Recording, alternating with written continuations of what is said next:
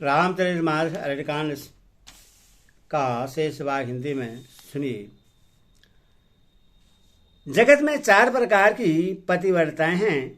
वेद पुराण और संत सब ऐसा कहते हैं कि उत्तम श्रेणी की पतिव्रता के मन में ऐसा भाव बसा रहता है कि जगत में मेरे पति को छोड़कर दूसरा पुरुष स्वप्न में भी नहीं है। मध्यम श्रेणी की पतिव्रता पराई पति को कैसे देखती है, जैसे वह अपना सगा भाई, पिता या पुत्र हो। अर्थात समान अवस्था वाले को वह भाई के रूप में देखती है, बड़े को पिता के रूप में और छोटे को पुत्र के रूप में देखती है। जो धर्म को विचार कर और अपने कुल की मर्यादा समझकर बची रहती है वह निकृष्ट निम्न श्रेणी की स्त्री है, ऐसा वेद कहते हैं।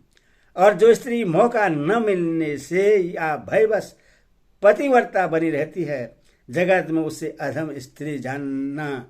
पति को धोखा देने वाली जो स्त्री पराई पति से रति कराती है वह तो 100 कल्प तक रौरव नरक में पड़ी रहती है। क्षण भर के सुख के लिए जो 100 करोड़ असंख्य जन्मों के दुख को नहीं समझती, उसके समान दुष्टा कौन होगी। जो स्त्री छल छोड़कर पातिव्रत धर्म को ग्रहण करती है वह बिना ही परिश्रम परम गति को प्राप्त करती है, किंतु जो पति के प्रतिकूल चलती है वह जहां भी जाकर जन्म लेती है वही जवानी पाकर भारी जवानी विधवा हो जाती है।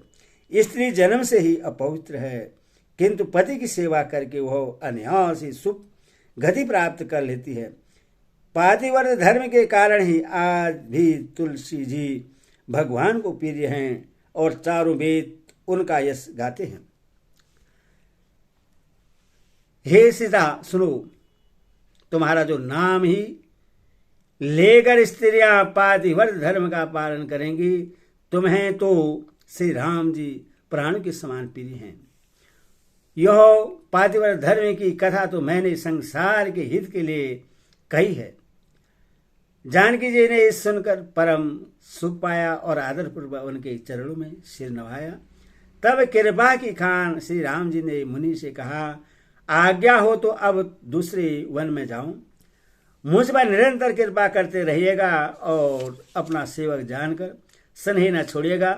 धर्म धुरंधर पर हो श्री राम जी के वचन सुनकर ज्ञानी मुनि प्रेम पूर्वक बोले। ब्रह्मासी व सनगादि सभी परमार्थवादी तत्ववेता जिनकी कृपा चाहते हैं वे राम जी आप वही निष्काम पुरुषों के भी प्रिय और दीनों के बंधु भगवान हैं, जो इस प्रकार कोमल वचन बोल रहे हैं। अब मैंने लक्ष्मी जी की चतुराई समझी, जिन्होंने सब देवताओं को छोड़कर आप ही को भजा, जिसके समान सब बातों में अत्यंत बड़ा और कोई नहीं है। उसका शील भला ऐसा कौन होगा। मैं किस प्रकार कहूं कि हे स्वामी अब आप जाइए, हे नाथ आप अंतर्यामी हैं, आप ही कहिए। ऐसा कहकर धीर मुनि प्रभु को देखने लगे। मुनि के नेत्रों से प्रेमाश्रुओं का जल बह रहा है और शरीर पुलकित है। मुनि अत्यंत प्रेम से ही पूर्ण है, उनका शरीर पुलकित है और नेत्रों को श्री रामचंद्र जी के मुख कमल में लगाए हुए हैं। मन में विचार कर रहे हैं, मैंने ऐसे कौन से जब तब किए थे जिसके कारण मन ज्ञान गुण और इंद्रियों से परे प्रभु के दर्शन पाए। जब योग और धर्म समूह से मनुष्य अनुपम भक्ति को पाता है, श्री रघुवीर के पवित्र चरित्र को तुलसीदास रात दिन गाता है। श्री रामचंद्र का सुंदर यश कलयुग के पापों का नाश करने वाला, मन को दमन करने वाला और सुख का मूल है। जो लोग इससे आदरपूर्वक सुनते हैं उन पर श्री रामचंद्र जी प्रश्न रहते हैं।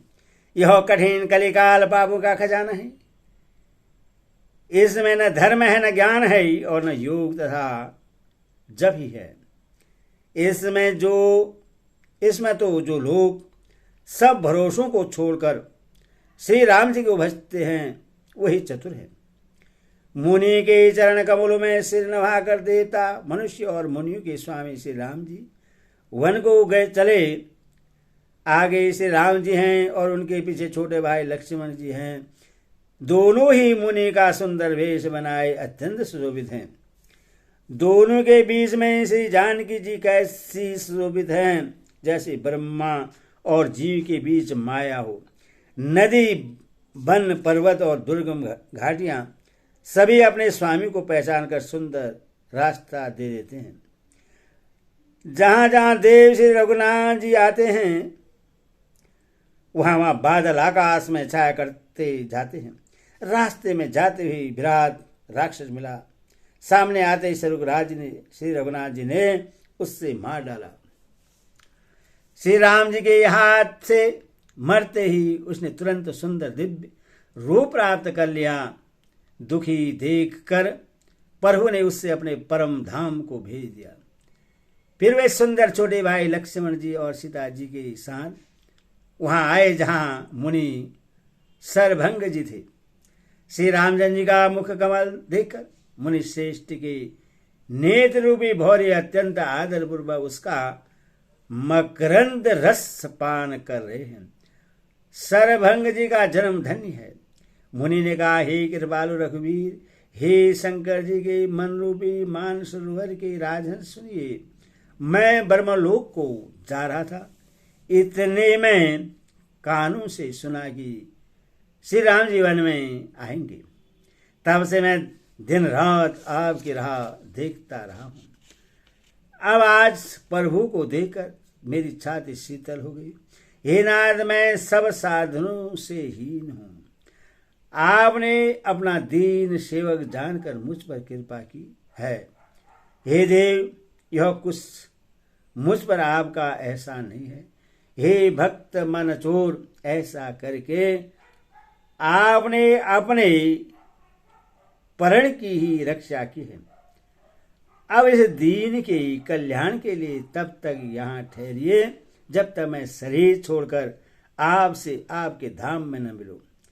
योग यज्ञ जब तब जो कुछ व्रत आदि भी मुनि ने किया था, सब प्रभु को समर्पण करके बदले में भक्ति का वरदान ले लिया। ईश्वर का दुर्लभ भक्ति प्राप्त करके फिर चेता रच कर मुनि सरभंग जी हृदय से सब आक्षेप छोड़कर उस पर जा बैठे।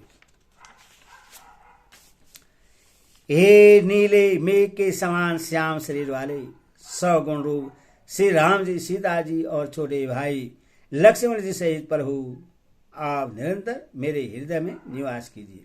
ऐसा कहकर सरभंग जी ने योगाग्नि से अपने शरीर को जला डाला और श्री रामचंद्र की कृपा से वे वैकुंठ को चले गए।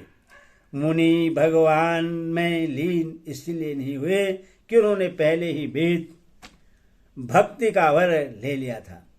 ऋषि समूह मुनि श्रेष्ठ सरभंग जी की यह दुर्लभ गति देखकर अपने हृदय में विशेष रूप से सुखी हुए समस्त मुनि वृद्ध श्री रामचंद्र जी की स्तुति कर रहे हैं और कह रहे हैं, शरणागत हितकारी करुणाकंत करुणा के मूल प्रभु की जय हो।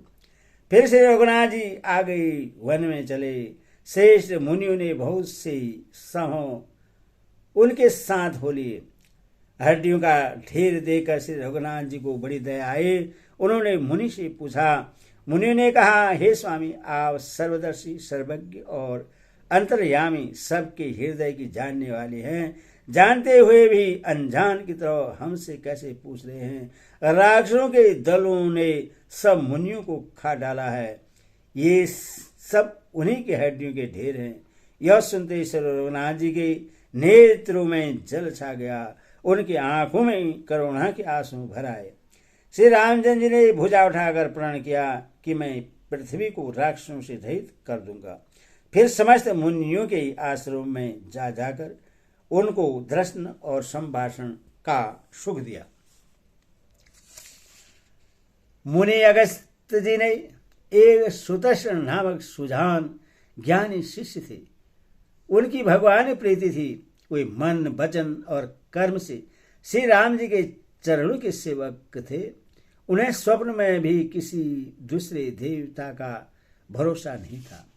उन्होंने जो ही प्रभु का आगमन कानों से सुन पाया, तो ही अनेक प्रकार के मनोरथ करते हुए वे आतुरता शीघ्रता ही दौड़ चले। हे विधाता, क्या दीन बंधु श्री रघुनाथ जी मुझ जैसे दुष्ट पर भी दया करेंगे? क्या स्वामी श्री राम जी के छोटे भाई लक्ष्मण जी सहित मुझसे अपने सेवक की तरह मिलेंगे? मेरे हृदय में दृढ़ विश्वास नहीं होता, क्योंकि मेरे मन में भक्ति वैराग्य या ज्ञान कुछ भी नहीं है। मैंने न तो सत्संग योग जप अथवा यज्ञ ही किए हैं, और न प्रभु के चरण कमलों में मेरा दृढ़ अनुराग ही है। हाँ, दया के भंडार प्रभु की एक बाण है कि जिससे किसी दूसरे का सहारा नहीं है, वह उन्हें प्रिय होता है। भगवान की इस बाण का स्मरण आते ही मुनि आनंद मग्न होकर मन ही मन कहने लगे, आहा, भवबंधन से छुड़ाने वाले प्रभु के मुखार बिंदु को देखकर आज मेरे नेत्र सफल होंगे। शिव जी कहते हैं, हे भवानी, ज्ञानी मुनि प्रेम में पूर्ण रूप से निमग्न हैं, उनकी यह दशा कही नहीं जाती। उन्हें दिशा विदिशा दिशाएं और उनके कोण आदि और रास्ता कुछ भी नहीं सूझ रहा है। मैं कौन हूं और कहाँ जा रहा हूं यह भी नहीं जानते। इसका भी ज्ञान नहीं है। वे कभी पीछे घूमकर फिर आगे चलने लगते हैं और कभी प्रभु के गुण गा गा कर नाचने लगते हैं। हरि ओम तत्सत, हरि ओम तत्सत।